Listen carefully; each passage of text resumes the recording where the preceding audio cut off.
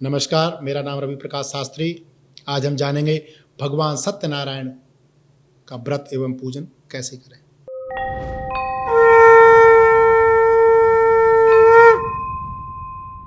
सर्वप्रथम जो कथा का विधान है वह दिन भर व्रत रख के सायंकाल में भगवान का पूजन करके कथा का श्रवण करें। सबसे पहले पूजन की सामग्री नोट कर लें। यह कुछ सामग्री है जो थाली लगी हुई है और ये पंचपात्र हैं, यह सब रखे हुए हैं। ये कुमकुम है यानी रोली, ये चंदन है, ये गुलाल है, ये पिसी हल्दी है, ये सिंदूर है, ये सुपारी है, ये लौंग है, ये इलायची है, ये पीली सरसों है, ये चावल है, ये शहद है, ये बूरा है, ये कपूर है, ये द्रव्य है, ये यज्ञोपवीत यानी जनेऊ है, ये बत्ती बनाने के लिए रुई है, ये कलावा है, ये पूजन का शंख है, ये घंटी है, ये पंचपात्र है। इनको अर्घा कहते हैं, इसे आचमनी कहते हैं, इसे पंचपात्र कहते हैं और इसको जो ये है इसको तष्टा कहते हैं। तो इसके साथ एक और लोटा आता है जल का, उसको जलपात्र कहते हैं। तो ये 5 मिला करके पंचपात्र होते हैं। इन 5 पात्रों की पूजन में बड़ी सख्त आवश्यकता होती है, जिससे हम भगवान का पूजन करते हैं। और शंख और घंटी तो अनिवार्य है ही है, विशेष सामग्री यही है, हर पूजन में यह सामग्री उपयोग होती है।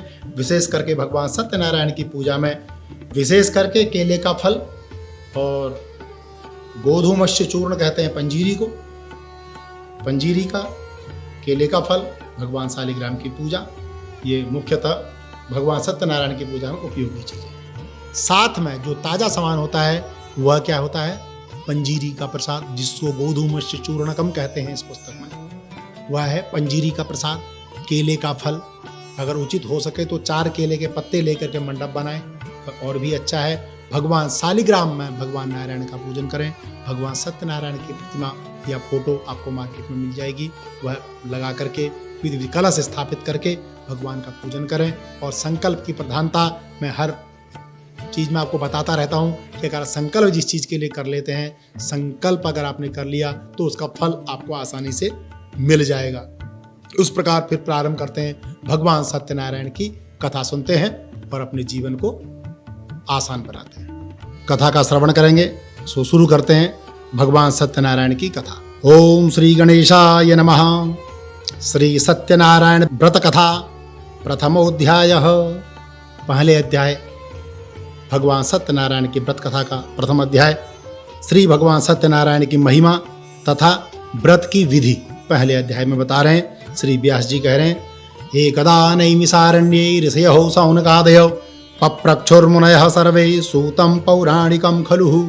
श्री व्यास जी ने कहा, एक समय नैमिषारण्य तीर्थ में सौनक आदि सभी ऋषियों तथा मुनियों ने पुराण शास्त्रों के वेत्ता श्री सूत जी महाराज से पूछा। ऋषियों ने कहा, व्रतेन तपसा किं वा प्राप्यते वांछित फलम तत्सर्वं श्रोतुमिच्छामः कथयस्व महामुने। ऋषियों ने कहा कि हे महामुने, किस व्रत अथवा तप के करने से मनोवांछित फल की प्राप्ति होती है, वह सब हम जानना चाहते हैं, कृपा करके आप हमें बताएं। श्री सूत जी कहते हैं, इसी प्रकार देवर्षि नारद जी के द्वारा पूछे जाने पर भगवान कमलापति ने जैसा उनसे कहा था वह मैं आपसे कहता हूँ, आप लोग ध्यानपूर्वक सुने। एक समय योगी नारद जी लोगों के कल्याण की कामना को मन में लिए हुए अनेक लोकों में भ्रमण करते हुए स्मृत लोक में आए और यहाँ उन्होंने देखा कि अपने कर्म फल के अनुसार नाना योनियों में उत्पन्न सभी प्राणियों को बहुत प्रकार के दुखों को भोगते हुए देखा तथा किस उपाय से इनके दुखों का शमन हो और इनको भी सुख समृद्धि की प्राप्ति हो, ऐसा विचार करके वे भगवान के वैकुंठ लोक को गए। वहां जाकर के उन भगवान की स्तुति करके बोले, तत्र नारायणं देवं शुक्लवर्ण चतुर्भुजं शंख चक्र गदा पद्म वनमाला विभूषितं दृष्ट्वा तं देवदेवेशं स्तोत्रं समुपचक्रमे। वहां 4 भुजाओं वाले और शंख चक्र गदा पद्म तथा वनमाला विभूषित शुक्ल वर्ण भगवान नारायण के दर्शन करके उन देवादिदेव की स्तुति करने लगे। नारद जी बोले कि हे वाणी और मन से परे स्वरूप वाले, अनंत शक्ति संपन्न, आदि मध्य और अंत से रहित, निर्गुण और सकल कल्याणमय गुण गणों से संपन्न, स्थावर जंगमात्मक निखिल सृष्टि प्रपंच के कारणभूत, भक्तों की पीड़ा को नष्ट करने वाले परमात्मा, आपको मेरा बारंबार नमस्कार है। नारद जी की इस प्रकार की स्तुति सुनकर के भगवान जनार्दन ने तुरंत नेत्र खोले।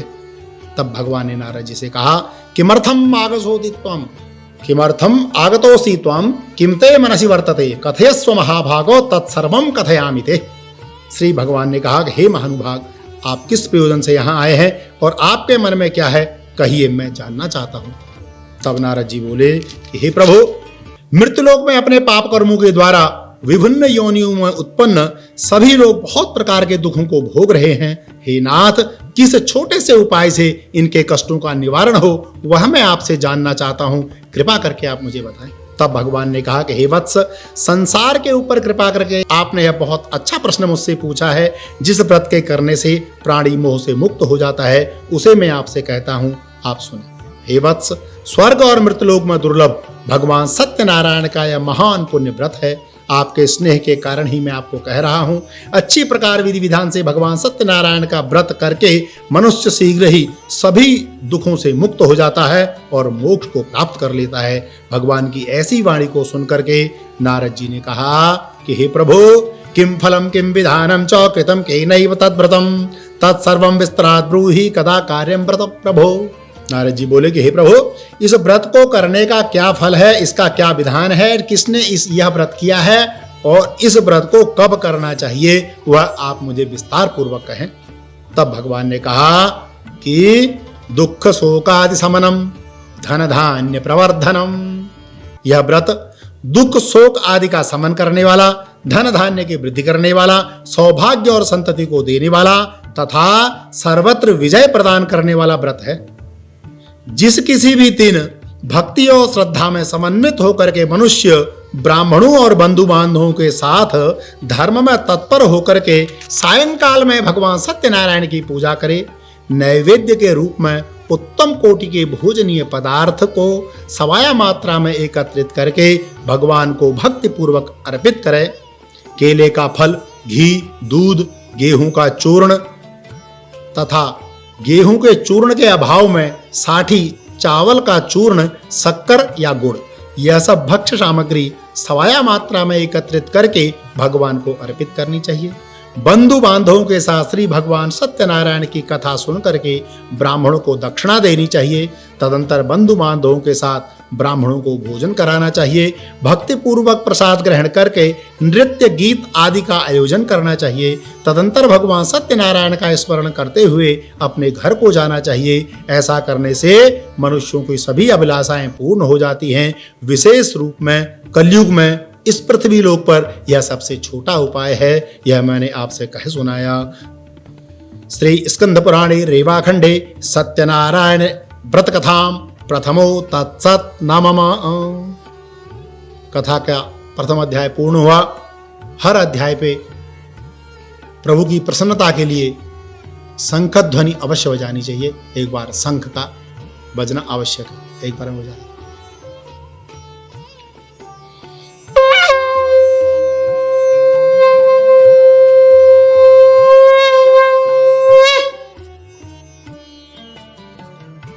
शंख को धो करके रखें।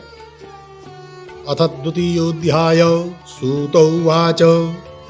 दूसरे अध्याय की कथा में श्री सूत जी महाराज एक निर्धन ब्राह्मण और लकड़ी बेचने वाले की कथा सुना रहे हैं। वह सुने। अथान्यत् प्रवक्ष्यामि कृतं येन पुरा द्विजाः कश्चित् काशीपुरे रम्ये ह्यासीत् विप्रोति निर्धनः। हे द्विजो, अब मैं पुनः पूर्व काल में जिसने इस सत्य नारायण के व्रत को किया था उसे भली भांति आप लोगों से कहूंगा। आप लोग ध्यान पूर्वक सुनना। रमणीय काशी नामक नगरी में एक अत्यंत निर्धन ब्राह्मण रहता था। वह भूख और प्यास से व्याकुल होकर के प्रतिदिन पृथ्वी पर भ्रमण करता रहता था। ब्राह्मण प्रिय भगवान ने उस दुखी ब्राह्मण को देख करके वृद्ध ब्राह्मण का रूप धारण करके उस द्विज श्रेष्ठ से आदर पूर्वक पूछा कि हे विप्र, तुम प्रतिदिन अत्यंत दुखी होकर के पृथ्वी पर क्यों भ्रमण करते रहते हो? हे द्विज श्रेष्ठ, यह सब मुझे बताओ, मैं जानना चाहता हूँ। ब्राह्मण ने कहा कि हे प्रभु, मैं अत्यंत निर्धन ब्राह्मण हूँ और भिक्षा के लिए इस पृथ्वी पर घूमता रहता हूँ। अगर मेरी इस निर्धनता को दूर करने का कोई उपाय है तो कृपा करके मुझे बताएं। वृद्ध ब्राह्मण का रूप धारण किए भगवान सत्यनारायण ने कहा, हे ब्राह्मण देव, तुम सत्यनारायण भगवान का अभीष्ट फल देने वाला व्रत करो। हे विप्र, तुम उनका उत्तम व्रत एवं पूजन करो, जिसे करने से मनुष्य सभी दुखों से मुक्त हो जाता है। और व्रत के विधान को उस ब्राह्मण को यत्न पूर्वक कह करके वृद्ध ब्राह्मण का रूप धारण किए भगवान सत्यनारायण वहां से अंतर्ध्यान हो गए। वृद्ध ब्राह्मण ने जैसा कहा है, मैं उस व्रत को अच्छी प्रकार से करूंगा, यह सोचते हुए उस ब्राह्मण को रात भर नींद नहीं आई।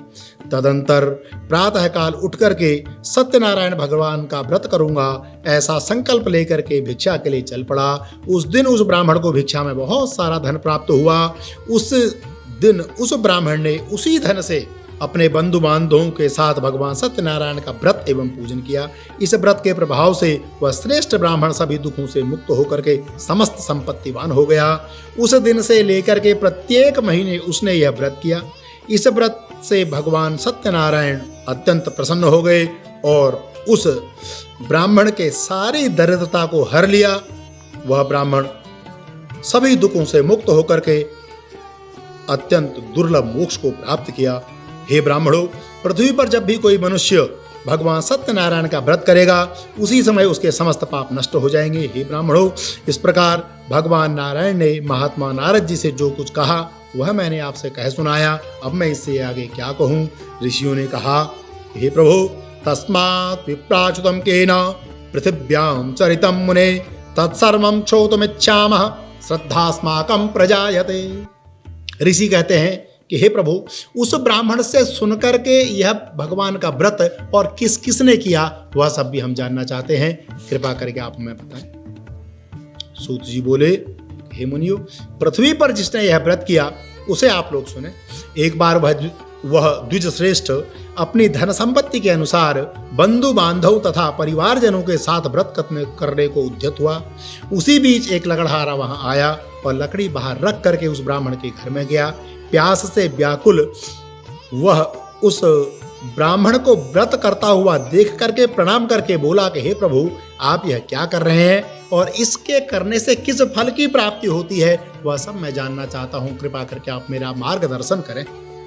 ब्राह्मण ने कहा, हे मित्र, मैं यह भगवान सत्यनारायण का व्रत कर रहा हूं जो सभी मनोरथों को पूर्ण करने वाला है। उसी के प्रभाव से मुझे यह सब धन धान्य आदि की प्राप्ति हुई है। जल पीकर तथा प्रसाद ग्रहण करके और भगवान सत्यनारायण के पूजन के विधान को जान करके भगवान सत्यनारायण के लिए मन में ऐसा सोचने लगा कि आज लकड़ी बेच करके जो भी धन प्राप्त होगा मैं उसी धन से भगवान सत्यनारायण का व्रत एवं पूजन करूंगा, तब तक अन्न जल ग्रहण नहीं करूंगा। यह संकल्प की प्रधानता है। जैसे मैं पहले भी कह चुका हूं, जो संकल्प की प्रधानता है वह यही है। जहां भगवान की पूजा करें हमने निश्चय किया, हमारा कार्य भगवान उसी वक्त संपन्न कर देते हैं। जल पीकर तथा प्रसाद ग्रहण करके वह नगर को चला गया। भगवान सत्यनारायण के लिए मन में ऐसा सोचने लगा कि आज लकड़ी बेच करके जो भी धन प्राप्त होगा मैं उससे भगवान सत्यनारायण का व्रत करूंगा, तब तक अन्न जल ग्रहण नहीं करूंगा। भगवान सत्यनारायण की महिमा को कौन जान सकता है। इस प्रकार मन में चिंतन करता हुआ लकड़ी को मस्तक पर रख करके वह सुंदर नगर में गया जहां धन से संपन्न लोग रहते थे। वहां उस लकड़हारे को उस लकड़ी का दुगुना मूल्य प्राप्त हुआ। तदंतर प्रसन्न हृदय होकर के भगवान का प्रसाद, पके हुए केले, शर्करा, घी, दूध और चूर्ण सवाया मात्रा में एकत्रित करके तत्पश्चात अपने घर को गया। अपने बंधु बांधवों को बुला करके विधि विधान से भगवान सत्यनारायण का व्रत एवं पूजन किया। इस व्रत के प्रभाव से वह धन पुत्र आदि से संपन्न हो गया और इस लोक में अनेक सुखों का उपभोग करके अंत में भगवान के सत्यपुर यानी वैकुंठ लोक को गया। जैसे प्रथम पीछे मैंने बताया कि संकल्प की प्रधानता क्या है। संकल्प सतानंद ने भी किया था कि आज भिक्षा में जो भी धन प्राप्त होगा मैं उससे भगवान सत्यनारायण का पूजन करूंगा। सिर्फ संकल्प ही किया था, उसने किया कुछ नहीं था। लेकिन अगले दिन सोया, सो करके उठा, भगवान के लिए जैसे ही संकल्प किया भिक्षा के लिए चल पड़ा। लेकिन जो लोग भिक्षा नहीं देते थे वो लोग भी उसको भिक्षा बुला बुला करके देने लगे। यह संकल्प की प्रधानता है। ठीक उसी प्रकार लकड़हारे को विधि विधान बताया। लकड़हारे ने भी संकल्प किया कि आज लकड़ी बेच करके जो भी धन प्राप्त होगा उससे मैं भगवान सत्यनारायण का व्रत एवं पूजन करूंगा। यह संकल्प की प्रधानता है। भगवान ने उनकी सुनी, उसको ऐसे नगर में भेजा जिस नगर में वो लकड़ी बेचने कभी नहीं जाता था। उस दिन उस नगर में गया जो सुंदर नगर था, जहाँ धन से संपन्न लोग रहते थे। उस दिन उस लकड़ी का वहाँ दुगुना तिगुना मूल्य प्राप्त हुआ। बहुत प्रसन्न होकर के घर में आया। उसने भी विधि विधान से भगवान का पूजन किया। यह संकल्प की प्रधानता है। जैसे पहले भी मैं कह चुका हूँ, किसी भी कार्य को, कोई भी व्रत करें, पूजन करें, जप करें, कथा सुने, कुछ भी करें, अगर भगवान के निमित्त हम संकल्प ले लेते हैं कि मैं ये कार्य करूँगा, हे परमात्मा आपने मुझे इस कार्य को करने के लिए अनुमोदित किया है, मैं इस कार्य को करूँगा, तो भगवान तुरंत सुन लेते हैं। आपको तत्काल उसका 1% फल तुरंत दे देते हैं। फिर उसके बाद आपने कर्म किया तो उसके बाद तो फल मिलना ही है। बोले सत्यनारायण भगवान की। श्री स्कंद पुराणे रेवा खंडे सत्यनारायण व्रतकथाम द्वितीयो तत्सत नमः।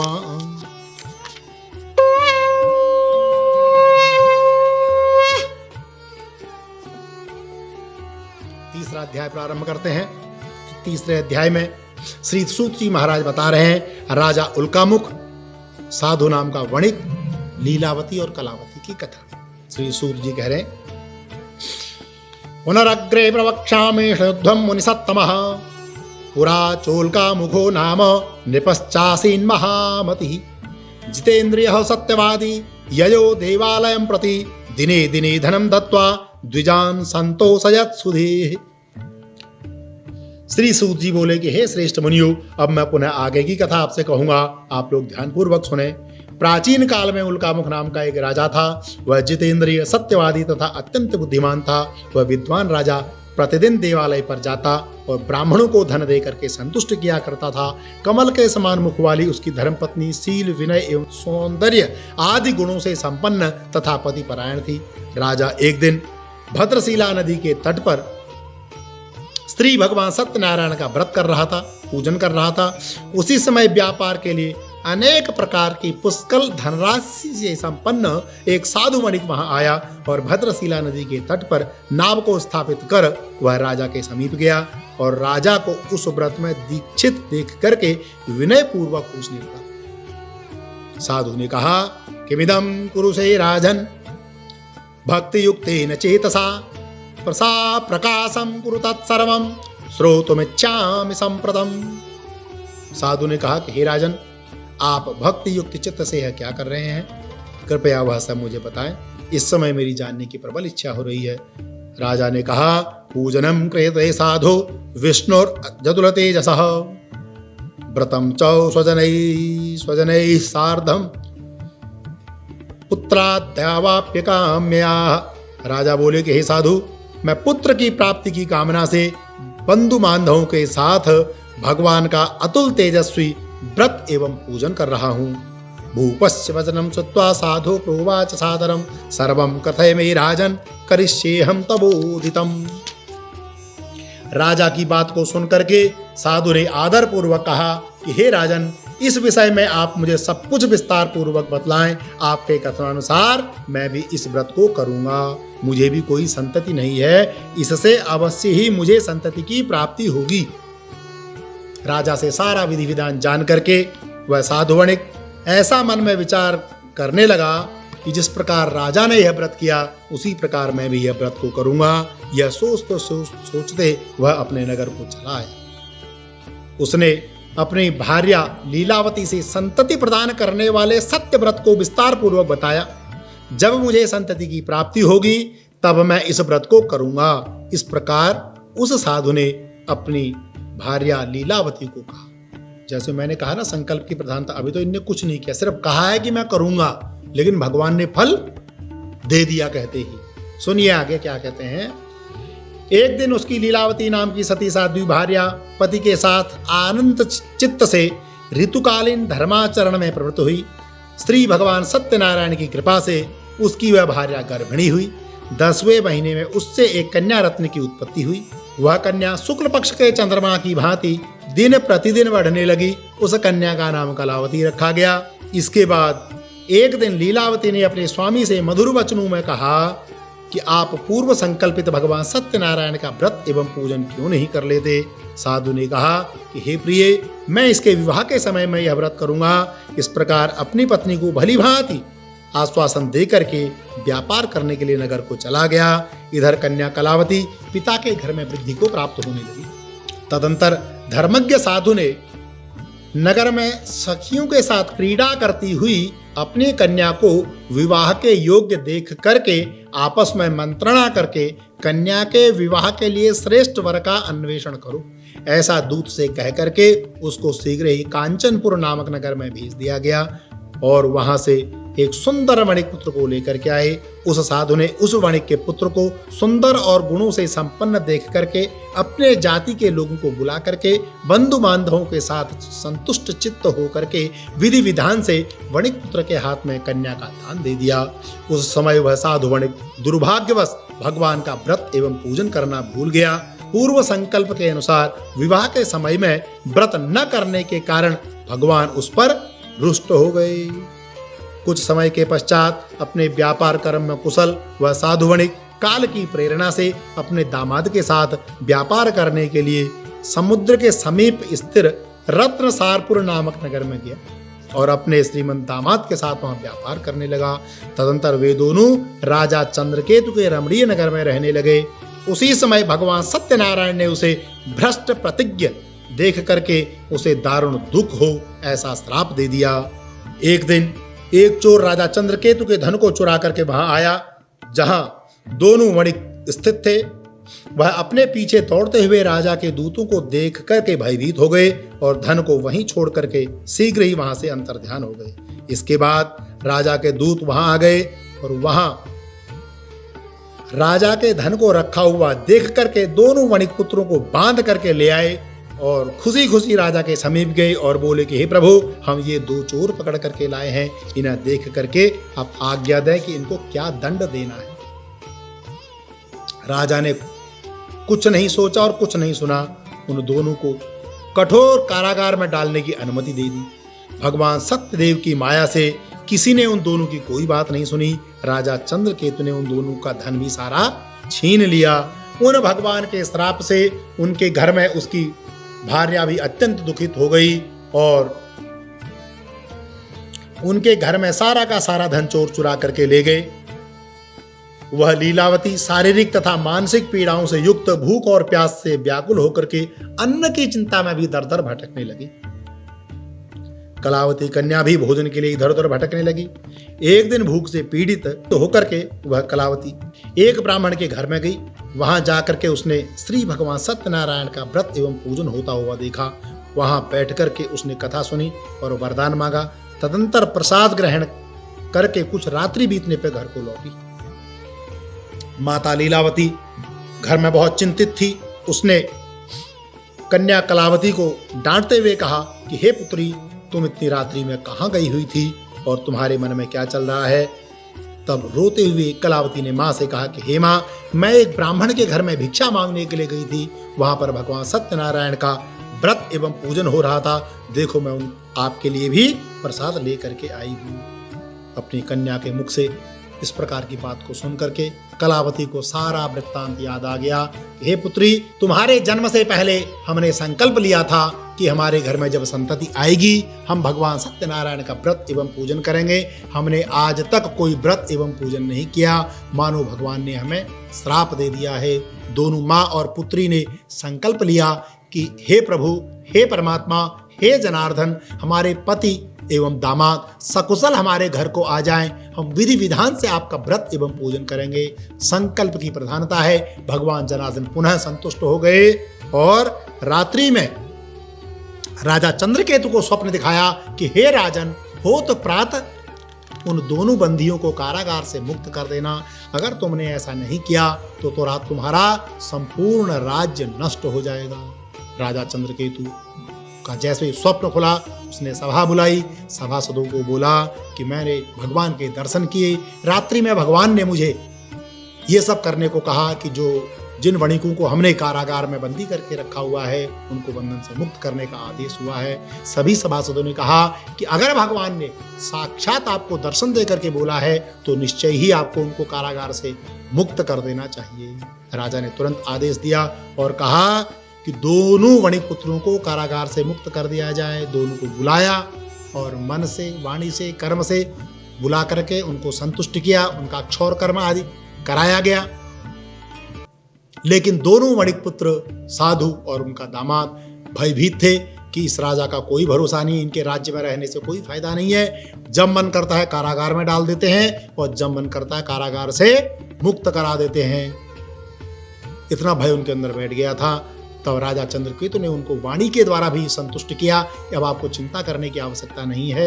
मानो परमात्मा ने कोई आपको दंड देना था, वह दंड दिया है, अब आपको भय करने की आवश्यकता नहीं है। राजा चंद्रकेतु ने जो उनका सारा धन लिया था वह धन भी उनको दुगुना तिगुना लौटा करके वापस किया, क्योंकि जितने टाइम जेल में रह करके वो कमाते उसका भी मूल्यांकन करते हुए धन जोड़ करके उनको सारा धन दे दिया और नौका से धन को परिपूर्ण भर दिया।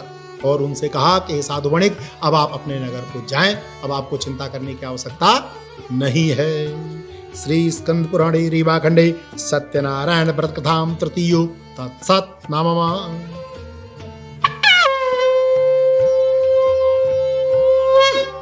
भगवान की सत्यनारायण की कथा का चौथा अध्याय प्रारंभ करते हैं। चौथे अध्याय में असत्य भाषण तथा भगवान के प्रसाद की अवहेलना का परिणाम। श्री सूत जी कहते हैं, यात्रां कृतवान साधुर मंगलायन पूर्विकाम ब्राह्मणेभ्यो धनम दत्वा ददातु नगरम ययौ। भगवान ने उसको कारागार से मुक्त करा दिया। उसकी पत्नी के संकल्प से और पूजन से प्रसन्न हो गए। अब आगे साधु के मन में क्या है यह जानने की भगवान की प्रबल इच्छा हुई। भगवान एक दंडी स्वामी का वेश धारण करके उस साधु के सामने गए और साधु से कहा, हे साधु, तुम्हारी नाव में क्या भरा हुआ है? तब धन के मद में चूर। साधु वैश्य बिल्कुल निश्चिंत था कि अब तो बहुत सारा मेरे पास रुपया है, पैसा है, सब कुछ है, जेल में रहा तो बिना कमाई मेरे को धन भी इतना सारा मिल गया है। तब उन्होंने भगवान की अवहेलना करते हुए कहा कि हे साधु, आप क्यों पूछ रहे हैं? मेरी नौका में तो लता पत्रा आदि भरा हुआ है। भगवान ने कहा, असत्य भाषणम कुर्यात। हे साधु, तुमने असत्य भाषण किया है। सत्यम भवतु ते वचः। जो तुमने कहा वही बात सत्य हो जाए। साधु वणिक ने अवहेलना की और कहा, चलो ऐसे तो साधु बोलते ही रहते हैं, कोई बात नहीं। जो भगवान दंडी स्वामी का रूप धारण करके आए थे वह कुछ दूर जाकर के बैठ गए कि बेटा आएगा तो मेरे पास ही दौड़ करके कहाँ जाएगा। उन भगवान की माया से जब साधु अपनी नित्य क्रिया करके नौका के समीप गया तो नौका में लता पत्रा आदि देख करके मूर्छित होकर के पृथ्वी पर गिर पड़ा कि मेरी नौका में तो इतना सारा पैसा लदा हुआ था, लेकिन अब तो इसमें धनिया, मिर्च, मसाला, तेज पत्ता आदि भरा हुआ है। तब उनका दामाद समझदार था, उनके पास गया, जल का छींटा लगाया और कहा कि ससुर जी, अब आप चिंता न करें, मानो आपने दंडी से गलत बोला था, मानो उन्होंने हमें श्राप दे दिया है, हमें उन्हीं की शरण में जाना चाहिए, वही हमारा मनोरथ सिद्ध कर सकते हैं। अपने दामाद की बात सुन करके साधु वणिक भगवान दंडी के श्री चरणों में जाकर के गिर पड़ा और कहा कि हे प्रभु, मैंने जो आपसे असत्य भाषण किया है, मेरे उस अपराध को आप क्षमा करें।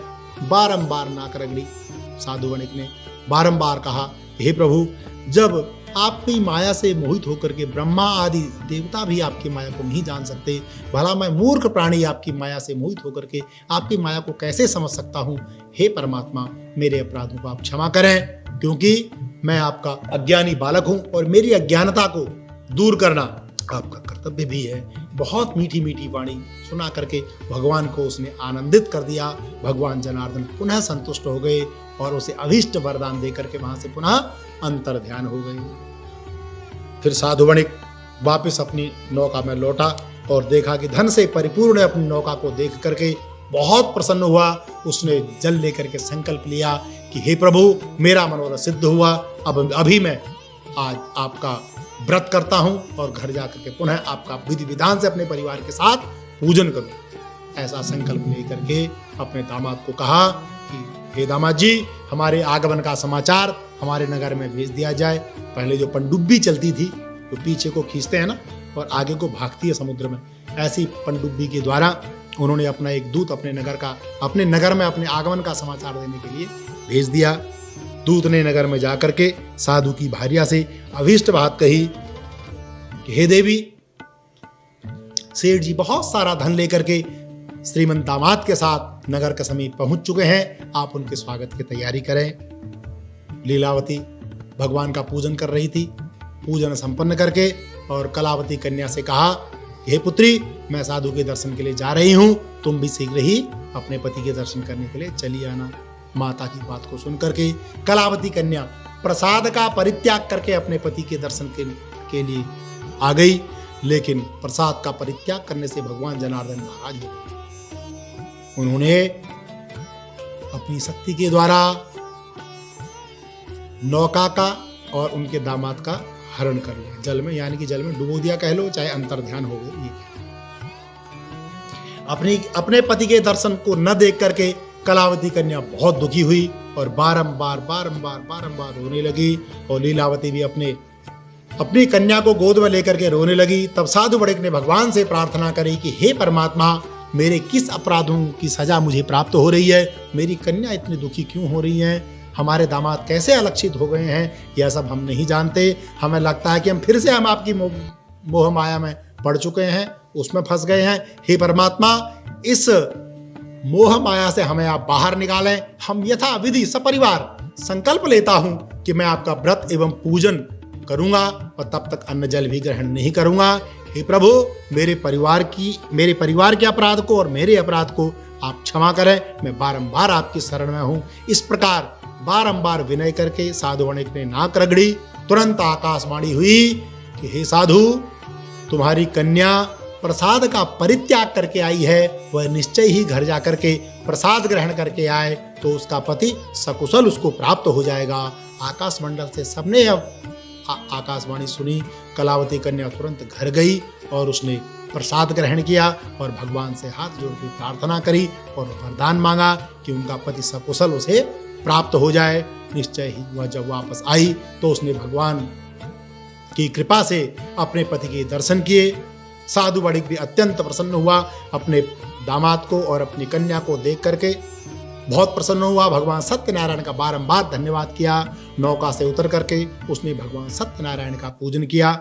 यहाँ पूजन करके तब कलावती कन्या ने पिता से कहा कि हे पिताश्री, अब घर में चलें। घर में चल करके भगवान का विधिवत हमने पूजन करना है, सभी बंधु बांधवों को बुलाना है, इसलिए हमें अब घर को चलना चाहिए। कन्या की बात को सुन करके साधु बड़िक ने तुरंत घर जाने के लिए कहा कि अपने संचालकों को आदेश दिया कि तुरंत घर को चलें, हमें भगवान का पूजन करना है। इस प्रकार इस सत्यव्रती साधु नाम के वणिक की कथा यहाँ समाप्त होती है। इस लोक में सुख भोग कर अंत में साधु वणिक भी वैकुंठ को प्राप्त हुआ।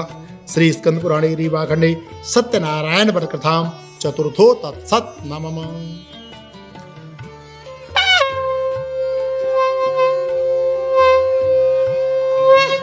आगे पांचवें अध्याय की कथा में प्रवेश करते हैं। पांचवें अध्याय में राजा तुंगध्वज और गोपगणों की कथा है। अंतिम अध्याय है। भगवान का स्मरण करते हुए कथा का श्रवण करें। श्री सूत जी महाराज कहते हैं, अथान्यच्च प्रवक्ष्यामि षडोध्वं मुनिसत्तमः आसी तुंगध्वजो राजा प्रजापालन तत्परः प्रसादं सत्यदेवस्य त्यक्त्वा दुःखमवापसः एकदा सवनं गत्वा हत्वा बहुविधान् पशून्।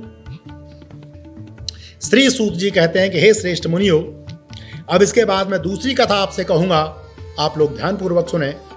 अपनी प्रजा का पालन करने में तत्पर तुंगध्वज नाम का एक राजा था।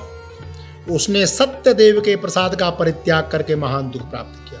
एक बार वह राजा वन में जाकर के बहुत सारे पशुओं को मार करके वट वृक्ष के नीचे आया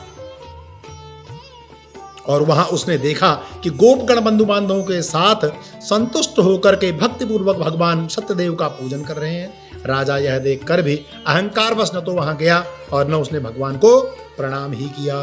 इसके बाद सभी गोपगण भगवान सत्यनारायण का प्रसाद राजा के समीप रख करके वहां से लौट गए और सबने इच्छानुसार प्रसाद ग्रहण किया। इधर राजा को प्रसाद का परित्याग करने से महान दुख प्राप्त हुआ। उसका संपूर्ण राज्य, धन, धान्य सभी 100 पुत्र नष्ट हो गए। राजा ने मन में यह निश्चय किया कि यह अवश्य ही श्री भगवान सत्यनारायण ने मेरा सर्वनाश कर दिया है, इसलिए मुझे वहीं जाना चाहिए जहां भगवान सत्यनारायण का व्रत एवं पूजन हो रहा था। ऐसा मन में निश्चय करके वह राजा सभी गोपगणों के समीप गया और उसने गोपगणों के साथ भक्ति और श्रद्धा से युक्त होकर के विधि पूर्वक भगवान सत्यनारायण का व्रत एवं पूजन किया। भगवान सत्यदेव की कृपा से वह पुनः धन, पुत्र आदि से संपन्न हो गया तथा इस लोक में सभी सुखों का उपभोग करके अंत में सत्यपुर यानी कि वैकुंठ लोक को प्राप्त किया। श्री सूत जी कहते हैं, जो व्यक्ति इस परम दुर्लभ श्री भगवान सत्यनारायण के व्रत को करता है और पुण्यमयी तथा फल प्रदायिनी भगवान की कथा को भक्ति युक्त होकर के सुनता है, उसे भगवान सत्यनारायण की कृपा से धन, धान्य आदि की प्राप्ति होती है। दरिद्री धनवान बन जाता है, बंधन में पड़ा बंधन से मुक्त हो जाता है, डरा हुआ भय से मुक्त हो जाता है। यह सत्य है, इसमें संशय की कोई बात नहीं है। सभी इप्सित फलों का उपभोग करके अंत में भगवान के वैकुंठ लोक को जाता है। हे ब्राह्मणों, इस प्रकार मैंने आप लोगों से भगवान सत्यनारायण के व्रत को कहा, जिसे करके मनुष्य सभी दुखों से मुक्त हो जाते हैं। कलयुग में तो भगवान सत्यदेव की पूजा विशेष फल प्रदायिनी है। भगवान विष्णु को कुछ लोग काल, कुछ लोग सत्य, कुछ लोग ईश, कुछ लोग सत्यदेव तथा दूसरे लोग भगवान सत्यनारायण के नाम से कहेंगे। अनेक रूप धारण करने वाले भगवान सत्यनारायण सभी का मनोरथ सिद्ध करने वाले हैं। कलयुग में सनातन भगवान विष्णु ही सत्य व्रत रूप धारण करके सभी का मनोरथ पूर्ण करने वाले होंगे। हे श्रेष्ठ मुनियों, जो व्यक्ति नित्य भगवान सत्यनारायण की इस व्रत कथा को पढ़ता है, सुनता है, भगवान सत्यनारायण की कृपा से उसके सभी पाप नष्ट हो जाते हैं। हे मुनीश्वरों, पूर्व काल में जिन लोगों ने भगवान सत्यनारायण के इस व्रत को किया था, उनके अगले जन्म का वृत्तांत आपसे कहते हैं। आप लोग ध्यान पूर्वक सुने। महान प्रज्ञा संपन्न सतानंद नाम का ब्राह्मण भगवान सत्यनारायण के व्रत के प्रभाव से दूसरे जन्म में सुदामा नामक ब्राह्मण हुआ और भगवान श्री कृष्ण का ध्यान करके उन्होंने मोक्ष को प्राप्त किया। लकड़हारा भिल गुहों का राजा हुआ और अगले जन्म में श्री राम जी का ध्यान करके मोक्ष को प्राप्त किया। महाराजा उल्कामुख दूसरे जन्म में राजा दशरथ हुए, जिन्होंने रंगनाथ का पूजन करके वैकुंठ को प्राप्त किया। उसी प्रकार धार्मिक और सत्यव्रती साधु पिछले जन्म के सत्यव्रत के प्रभाव से मूरध्वज नाम का राजा हुआ। उसने आरे से चीर करके अपने पुत्र की आदि देह भगवान को अर्पित करके मोक्ष को प्राप्त किया। महाराजा तुंगध्वज जन्म जन्मांतर में स्वयंभू मनु हुए और भगवत संबंधी संपूर्ण कार्यों का अनुष्ठान करके वैकुंठ को प्राप्त किया। जो गोपगण थे वे सब जन्मांतर में ब्रिजमंडल में निवास करने वाले गोप हुए और सभी राक्षसों का संहार करके उन्होंने भी भगवान के शाश्वत गोलोक धाम को प्राप्त किया। बोले सत्यनारायण भगवान की जय। श्री स्कंद पुराणे रेवाखंडे सत्यनारायण व्रत कथाम पंचमो तत्सत् नमः।